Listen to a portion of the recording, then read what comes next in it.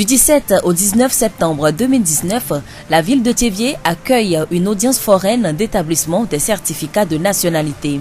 Elle est organisée par la direction du service des nationalités et la délégation à l'organisation du secteur informel d'OSI. L'équipe de l'unité de gestion du programme d'appui à la décentralisation PAD a effectué une visite sur le site de construction du nouveau marché de Thiévié le 12 septembre 2019. Les travaux avancent bien selon Madame Gameti Yawa Edem, experte du PAD auprès de la mairie de Thiévié. Et puis la finale de la Coupe d'Union pour le développement du canton d'Agbelouvé a opposé l'Étoile FC de Klaba à Victoire FC d'Agbelouvé le samedi 14 septembre.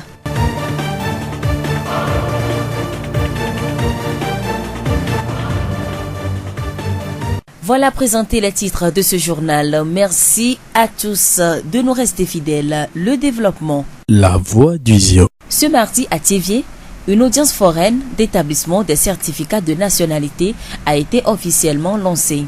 Elle est organisée par la direction du service des nationalités et la délégation à l'organisation du secteur informel d'OSI.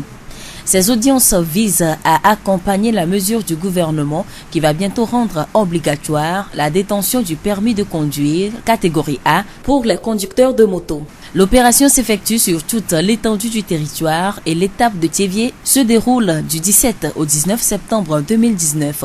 Madame Pacha Chamdia, la directrice du Sceau de la nationalité et de l'identité civile, nous donne plus de précisions. Il s'agira exclusivement de collecter les demandes de certificat de nationalité des individus qui ont déjà une nationalité de référence dans leur famille. La nationalité de référence à produire peut être celle du père ou de la mère, ou d'un frère ou d'une sœur de même père ou de même mère, selon le parent qui transmet sa nationalité à l'enfant. On ne pourra pas dans ce cadre collecter les dossiers qui passeront par voie de certificat d'origine. Et je précise ici qu'il ne s'agit pas des nationalités des oncles ou des tantes. Celui qui s'amuse à modifier le nom de ses parents pour adopter le nom de l'oncle ou de la tante afin d'utiliser sa nationalité se met lui-même hors de sa famille biologique et cela peut lui causer des ennuis plus tard. Donc nous saisissons l'occasion que vous nous donnez pour dire à ceux qui n'ont pas de nationalité de référence dans leur environnement immédiat, je parle de famille biologique ou famille adoptive, d'aller vers la préfecture ou de se rendre à la préfecture pour se faire délivrer le certificat d'origine. Après quoi, la préfecture se chargera de nous envoyer les dossiers. Sont concernés les conducteurs de moto et particulièrement les conducteurs de taxi-moto qui ne disposent pas de certificat de nationalité et d'autres pièces qui peuvent leur permettre de s'inscrire pour la formation en vue de passer l'examen de permis de cette catégorie. L'opération a été lancée depuis le 10 septembre. Elle se déroule dans les chefs-lieux des régions jusqu'au 2 octobre 2019. Tout le monde est le bienvenu, mais seulement à la fin, les nationalités produites seront déposées au siège de la DOSI. Et il y a également les victimes qui sont invitées aussi à venir se faire établir leur certificat de nationalité togolaise. Et l'invitation a été lancée par le High School. Thiévié est la troisième étape de cette audience foraine. Comment se déroule l'activité dans son ensemble? Actuellement, on est à près de 1300 demandes collectées. Et on souhaite qu'à Thiévié, nous puissions en collecter beaucoup parce que nous aspirons produire dans ce cadre 10 000 certificats de nationalité. Nous avons aussi appris que certains dossiers ont été rejetés. Pourquoi?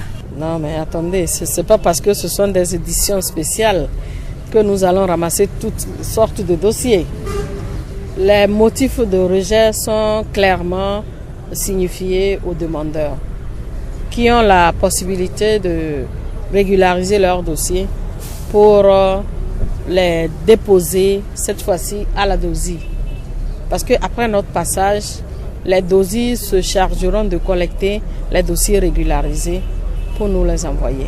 Madame Pacha Chamdia, directrice du Sceau de la nationalité et de l'identité civile. Les pièces exigées sont l'original de la nationalité d'un parent avec lequel la filiation est établie, une copie légalisée de l'acte de naissance et la somme de 5 000 francs. Pour rappel, le ministère de la Sécurité a annoncé mi-août l'entrée en vigueur à partir du 20 septembre prochain d'une mesure devant permettre de réduire au mieux les cas d'accidents observés sur les routes ces dernières années. Tous les motocyclistes doivent désormais disposer d'un permis de conduire. La voix du Zion. Autre sujet, la journée internationale de la démocratie est célébrée le 15 septembre de chaque année. Cette année, le thème retenu est la participation. À cette 12e édition au Togo, le ministère des Droits de l'Homme a organisé une journée de réflexion et d'échange sur la participation des institutions de la République au renforcement de la culture démocratique. Tous les représentants des institutions de la République ont été présents à cette rencontre ce mardi 17 septembre à Thévié. Nous allons y revenir plus en détail dans nos prochaines éditions. La voix du Zion. Jeudi 12 septembre 2019, l'équipe de l'unité de gestion du programme d'appui à la décentralisation PAD a encore effectué une visite sur le site de construction du nouveau marché de Thévié pour évaluer l'état d'avancement des travaux. L'équipe a été composée du directeur technique de l'AGETUR, du point focal du PAD à AGETUR, du chef de mission de la GFA et du bureau de contrôle. Madame Gameti Yawa Edem, experte du PAD auprès de la mairie de Thévié. Les travaux avancent, vont bon train. Actuellement, nous pouvons dire que les boutiques en construction sont déjà dallées et crépies. Il y a le bloc administratif aussi qui est déjà dallé. Il y a le château d'eau qui est en construction, la bâche à eau également en construction. Le bloc de latrine était déjà dallé et déjà crépi. Les fosses sont déjà construites. Les grandes et les moyennes halles sont en cours de construction. Donc le hangar à charbon est au niveau de la couvraison. Nous avons pu constater sur le site que les grandes et moyennes halles aussi sont en train d'être activement. Les travaux ont repris à ce niveau-là et ils sont en cours. Le décapage pour la pose des pavés est en train d'être fait sur toute la surface du marché. La fabrication des pavés également est presque terminée et donc bientôt ils vont commencer la pose des pavés. La mission de supervision a attiré l'attention sur le fait que le travail doit être livré dans les délais. Alors l'entreprise et le bureau de contrôle sont au courant et chacun fait sa part afin que ce soit fait ainsi. Au lendemain de cette visite, c'est-à-dire le vendredi 13 septembre, une séance de travail a réuni une équipe de la compagnie énergie électrique du Togo, les agents du service technique de la mairie, le point focal du PAD à Thévié et le bureau du contrôle. Il était question du dimensionnement des installations électriques à mettre en place sur le site du marché. Le marché doit être éclairé. Donc, il faut aussi que les commerçants et commerçantes aient la possibilité de pouvoir brancher un certain nombre de matériel. Par exemple, il y a des gens qui peuvent avoir des frigos, il y a des gens qui peuvent brancher leur portable, les gens peuvent avoir la télé, le poste téléviseur et un certain nombre d'aménagements électriques. Et donc, il faudrait que ces matériels-là puissent fonctionner. Et donc, c'est ce travail qui a été fait avec toutes ces parties-là pour voir qu'est-ce qui est mieux pour le site du marché. Madame Gameti demande alors aux revendeuses de s'organiser pour faciliter leur prochaine intégration dans le marché. C'est des rencontres qu'elles doivent organiser. Déjà, est-ce que leur association de départ, quelles sont au niveau de leur corporation? Il faut les dynamiser. Je crois que c'est le moment de commencer par dynamiser ces associations par corporation, bien par produits vendus. Par exemple, dans l'ancien marché, je savais qu'il y avait des groupes où les corporations sont de vendeuses de maïs, des vendeuses douanions, de vendeuses de petits poissons. Maintenant, elles en sont où? Il faut les dynamiser. Qu'est-ce qu'elles espèrent qu'il n'y a pas dans le marché qu'elles voudraient avoir? Elles doivent commencer par réfléchir à ces aspects de la question pour mieux se préparer à l'intégration du marché, parce qu'on a déjà consommé en délai et au moins la moitié du temps. Et le temps qui reste pour livrer les travaux n'est plus très long. Madame Gameti Yawa Edem, experte du PAD auprès de la mairie de Thiévié.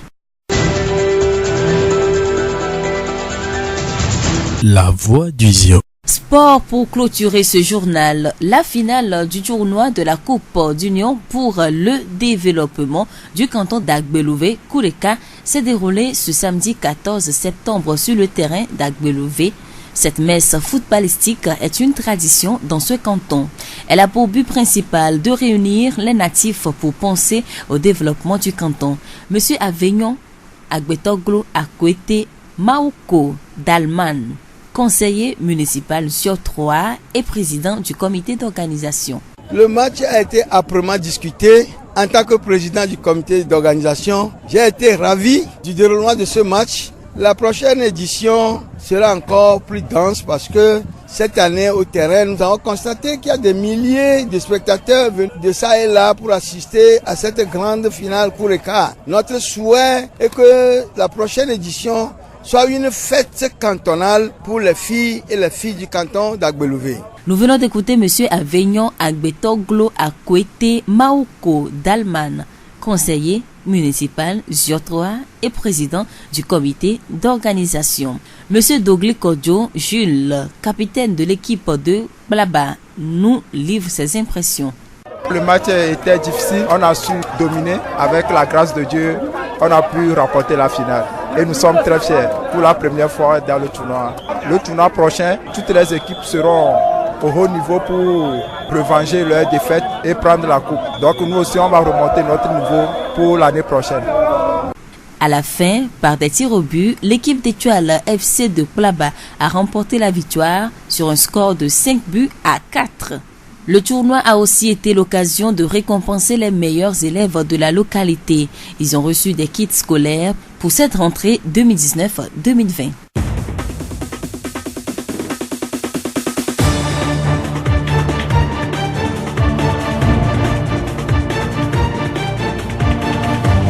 Et c'est tout pour ce journal. Merci à tous de l'avoir suivi. À la présentation, Séraphine Yovo, réalisation Florent Kodjoutier. Le rappel des titres.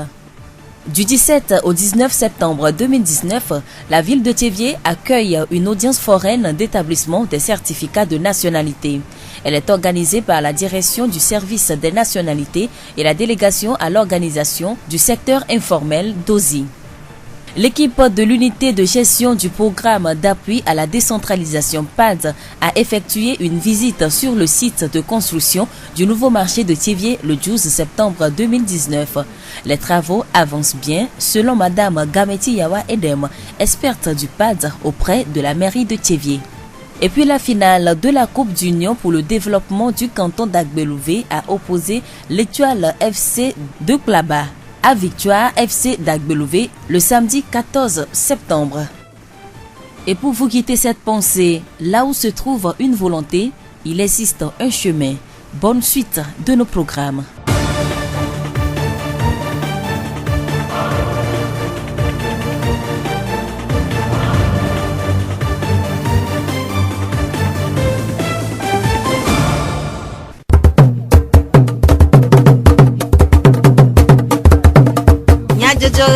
Le horizon nyagbe pas de faire.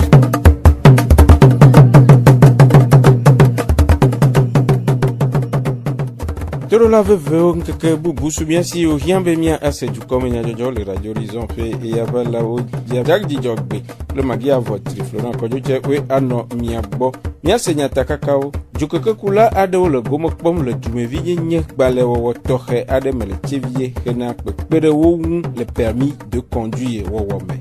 Bewleti acheke apo kekewi atonvayi enye démocratie alo vovo dunya goglo nkeke nyue le hihia magodo. Agbelouvé du ko akpo egome le coup de ka wona menyi tso memle dagbe va yi le Agbelouvé. Zio Pogbe. Poleti ashike ponke kewi atongbe vai enye demokrasi alo vovo nyagbogblon kekenyu le khkhia magodo. Hena nkudodo nkekesia dia.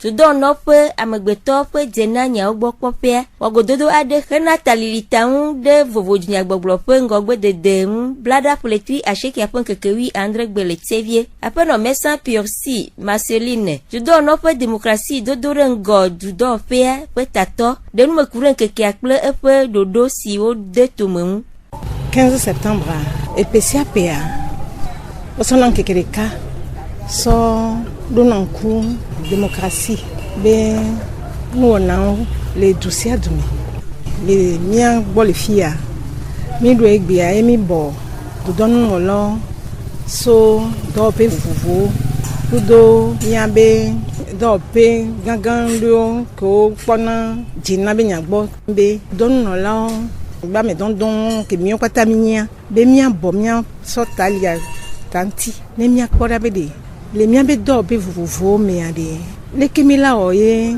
mi be démocratie la inko le kemia be do pionto be sonsomme la tenpedo mi antio le ke do pionto la pedo anu ti le wano me alebe mi be démocratie ba lo nu sen fifi ale ke fio habe do pio vovo wa ola tem achaka kudo dumevio ne dumevio chan watem se le ke be démocratie agome ne watem le fondo et donc du coin les dilao alors les wo les démocraties binyame apeno mesan Pursi Marceline penu medede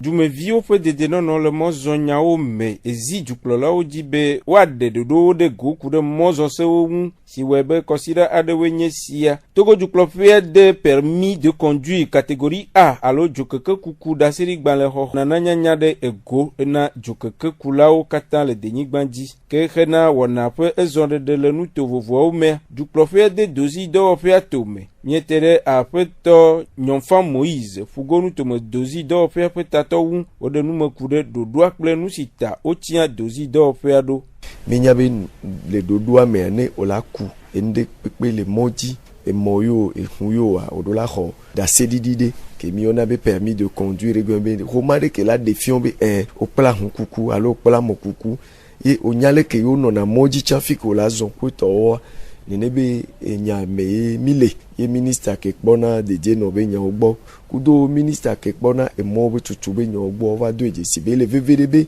yo atrofon nenebe noa ele sanro ele roma me le sia me darebe no la gbe ku mo ya kpo odola ho permis de conduire bo nenebe noa yo va fond yo va do eje sibe ele veverebe wa awo permis na amo mi agbo be dozi wona nenebe do ahoro be na da monti na nenebe mo be pakpla be kuku kudo permis khokho ye ke okpo bi ke do pe de jo le do ame voni fiora do pe ona nenebe doa ya jo so no agba so do alomene ye wo yi nenebe dodoa e baba mi be filme wa Rafi amena kho jokeke da seri gbanle ehia be amena do jumevi nyenye pe agbale eye agbale si amele amegedesi o ke khekude pepede amonwa dozi do pe tato apeto nyonfam globe ke yemi le butame na permis abe wa mi dogo zemi jado me do wonto le wado kwesi mumni zemi jaho yo le globe elevevere na yo be mi akpedo yo ntinu yo ado humade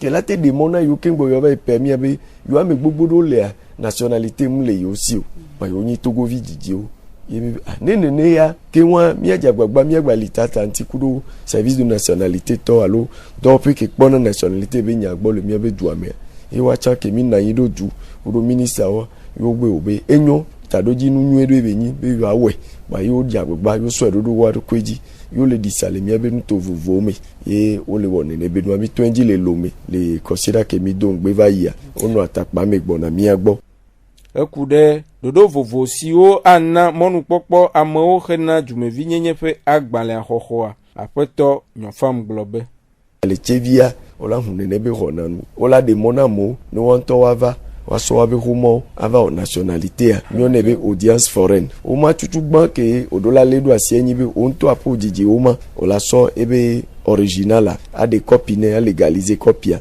evego enyi be nationalité a kengbo la we a odola so merito me egome nyi be eto alo eno alo novio eto bevi nyon gome alo nusu gome ebe nationalité ala soba olagba de copie ne o légalisation na copie a chan yo la so ne be ko mo ba so pe do apo photo nti yo la soba kotoko aton ko gbe wona epo le ju ame yi epo ye wo lewe me ko wona wa pe gbe abawe mi la don ku be mi wona ne be nu wo carte d'identité ko to chan bayi ne ba zon li ame po mi le munyi be dozi le dagade do ji alo ke awo ye munyi dozi gbo ga leva trésor public to lava ola nanyi ku nationalité te le ko gbe wona do po ola khone ne be ga la wona ne be huma wa mi la wele nkeke ametomi ne mi to enji mi la pa yahuda gbe edenu mekude amesio atem akpo gome le jumevi nyenye gbalẹ siame mi eglo be to enyi be mi le wena amegahu ko dona mo wela tv me ba megahu de la nanyi tamio e mo am le siegbe voi ele jibe appeler mo ela va mi mate gbe wo ne ela we voi de vieux sukulu vieux mo le mo lo apeto nyon fam de akpena juklolawo woyoyo na jumevio de chochode wonaun kaba khana gome pokpo le jokeke kuku da seri gbalẹ xoxo nyaome omila adakpena miabe jukplolawo leke wo so edodo wa do kweji yo be yo ajagbagba be enuko e jukplola le gblona yo awe ne miabe afoku jeje ko to ba didia apepo mila dono miagba dohun se mia no vi vovovo ko ozana mo ejeje abe oni jagbagba ne nenebe nationalité mule wasi wa va we kaba no we kaba do azande ya mila je permis be nya o chango me do mi agba don kweji be permis a mi hu ebe mon popo na mo bo ni ba ngolon cover on ko ngolon mi twenji le 2 septembre kwa mi la pa le wetri abe nkeke ame wigo 20 septembre donc ameko yi on po va so abe ko mo dado oni jagba wa gogomi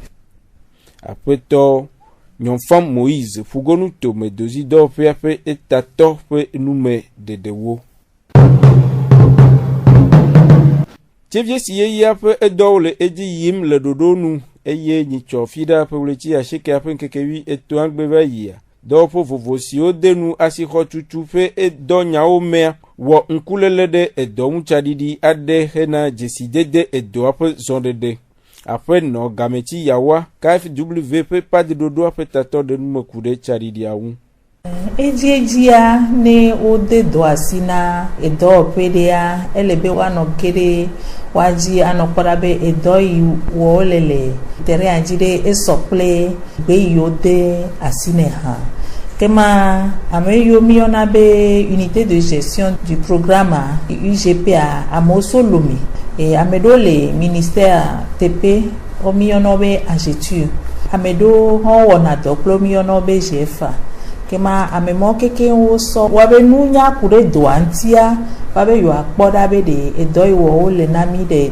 terrain adia de esople enu yo odowa ye ole we do nyu eto ameha amillionnaire be visite de supervision le apono game chipe enu po susu nuwa edoale eji yim nwe eye edoape akpa vovo le enuum kle nyama glombe edole eji nwe legbe ameleke ami kwebe o dale kema menye zingi o kogba enu o ko epe imiona be dala kogbe o woni neme nono me hana afi ameyo apo asiajiwa no miona be bloc administratif o we havo bloc sanitaire foji depe amejrado pe ko wo echa vo kaka o plaster miona afirebe hanga ashabon fimaya odo afi wa gbele o mepo gbe hade o le jrado be yo agbe asigbado ya o le jivevere o le tu si be chateau chanami alebe le yo tu ne kaka iji afia konu ave dado ejia o le tu kaka odo afire miona ende hambe basha o le eha tude asiami katapila ova asiame ova le ha anyigba be yo ado pavea o apa gbogbo to avo epoto vide kuni ba pelo epato to aha o le poto to aji kema nu yo me pokule wawe ma hekude jide gbekari dodo le asiame won eglobe asi denkode ye otibe wa tsunami le tevia alebe mi ma no victime le asiano kema ezodede asiame plele imia zanzodo le pode me ani portable le mia simitibe mia a charger a mi do la potepe monu atewe ne amosana nu osana frigo ple enu zana zua ejebe wa tewe wane wa wene ni amesia me ma siteko ave dizua awe dododo de do late no enti eye amei wona ezobe dole togo anyi sewete ke manyi so fida september ben ke wi to agbia gododo re no asiame gododoa e ka sewete ba mo me dodon over mairie be service technique ochon leme point focal pad que munya ni chan po gomeleme bureau de contrôle donc ine pona edoji le funu mi ona be bureau de contrôle la o ho po gomeleme ple entreprise abamo ale be le nkude le iwate wedo ne ba ajejina ameyo le asiame kema adam vovovo o sodo da Ono gamechi wo yoyo na nyonu de jejrado wo kude asia didiwu vivi kwa mine jagogo nuupea kema elebe mia nyonu mia jrado para bele kemia wo hava di asia ha lekemi jao eseka we jano asia menamio lekemi jano ai asia mo fika o miano fika miano asia ododo edi popo be kote are lekemi awo e jaje nyenye bano asia no emo kekewa ejebe miano tame buso enti ano tete goko meria pa meglosambe mi wona dople CDMT le comité de développement du marché be présidente appelé menolao prenyon no la simeva fifia edo odola ayeji alebe no gbetuvo kwa nemiate adiasi ale nono menyu eto ame ke mami le yoyo wona o habe le ko wonto wododo le wabe hasoso mia wa ajaba be agbenedo hasoso omi benano yifunu ane wa jaro to hene wa te di asiale nti fafa ple ejijwe blibomi après no gamechi yawa pad dodo apeta topo nume dedewo Po adewenyesia Agbelouve du quoi de coup de cas pour le développement du canton d'Agbelouve Fobor Robibli Wonatome le ntoa mekena epon kogbe dede Yito memle da peleti acheke apon kekewie negbevayi. Po akpe vewi acheke ona pe do pe mleva emele Agbelouve Fobor popia ple afobor plu Robibli Wonasime Agbelouve Fobor pora ple blaba Fobor pora pele Eye le nuwa blabadu Agbelouve di le notena kwe popome age aton ohe enelem apoto avenue agbetoglo akwete wona komitia pezi monola denu mekude wonamu bọ́ọ̀lù yàrá àgbẹ̀lùfẹ́ ní tòmíà mi bá pẹ́ wé tíwáṣù ní gan rẹ̀ ké eya mi fò gbé a egba nyakpọ́ dukọ́ tó ṣùgbọ́ dumeviwo solomọ sọtakpamọ sọkpalimọ kara fiwo pátá ọgbọ́ rẹ̀ ntí ké mi bá pọ́ bẹ́ ní yàrá tíwáṣù àzán ní mi tọ́ ìdàzà gan rẹ̀ ní àgbẹ̀lùfẹ́ ní tòmíà kéké wọn ẹ̀la dé mi adzi bẹ́ẹ̀na àzán rẹ̀ mi gbọ́ anyi nọ̀vi sílẹ̀ lẹ́ bá zan ike mi ate dodzi rẹ̀ ntí mianɔ gbɔ amewo agbɔ sote vovo mi ate nɔ dogo mianɔ adokpo ɖeka alanu alu ke le bɔlu ya be ŋkɔ mi kpɔ be nu le to le mea mi dzi be gbɛlɛbɛviwo katã wone se be nyi sɔtɔ gbɔnɔa mesia me ba zã ye tɔgbe gã ɔyɔyɔ na mesia me be ne va nɔ eŋti ne yɔ aɖu azã ɖevi yiwo katã le duta nyɔnu kple ŋutsuwo keke wa emia si ne mi emia katã miava na zã ne miazã gã. Aƒetɔ Avenio Agbetɔglo Akwete wɔna kɔmiti aƒezi mɔnɔla ƒe numedede. Aƒetɔ Doji Kodzo Gilles plaba Fobor ƒoha ƒe abɔblala de eƒe seserelame de go. Mi ƒo bɔla nyuie ɖe, mi kpɔ be bɔla ese ŋu vɔa aleke be lea miatsa mi te wɔ miame nyuie le me mawu le mia dzia mi va yi penalty mea emi va ɖu dzi donc akpe ɖe mawu bena tutsugba miatsa mi le xɔ tuna dagbelve ya kpe ko miade ɖe mawu eƒe wɔɖa mea mi gba le sui be mi la gba xɔ ke 3 fois successivement be mi la gba xɔ ke o. Tɔgbi Robert David Alaga atɔlia Agbelouve du fia de akpe wɔ mɔnukpɔkpɔ dɔ degbeƒã ku de Agbelouve ƒe mairie ŋu tsɔ ku ɖeka wɔna de woƒe ɖoɖowo me Meta kpe to de siene, yo tichao. Meta kpe na yeme soja yo keke jomiati. Meta kpe na lolo nu to ine kpe de miati. Ine domi alo na domi nusan.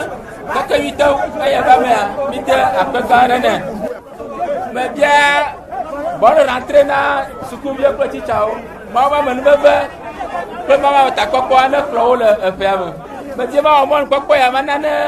Le docteur Sede Wanyabena, Azon, Mary le Miasi, Aye, Mary le Miasi, Minava au monde Papa, à des Chochia, du Pau, Aye, me dit Manana, Mary le Hador la Wanyave, pour le Kama Wanaya, à Nova gendarme, Noako à le Cockpemi, elle a venu au poney le gamme Seva, et au poney la Golfechan, et il dit Venez, gamme Seva, pour beaucoup de pouvoir. Agbolfeto pour beaucoup de pouvoir. Oh, commune soit, on a voté super coupe. Ayez, meilleure sélection Gama Seva, meilleure sélection à Golbea. On a pour le coupe en ami. Tololo deveo siaweka siao di miaga semia pe du komenya jojodo akpe ne mia pe etododo jagdi jogbe magia vote le Florent Kojoche we no mia bok le du komenya jojowo ona bubu le megbegbono bino toji ne osese.